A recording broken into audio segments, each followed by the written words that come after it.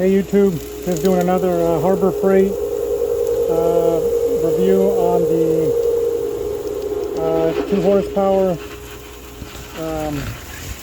dust collector for blowing. We're now using a thicker 4-inch hose from Lowe's. But as you can see, this thing really cranks out the insulation. This is the third reinstall we do. Just did some air sealing on some of the ductwork.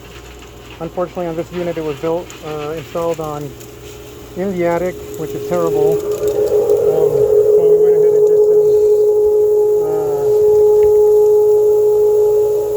some air sealing. As you can see out there, the orange air sealed all the sheetrock, and upgraded some of the ducting. Some of it we kept the same because it was still in good shape. So yeah, this thing is awesome if you're considering doing it. Look at that.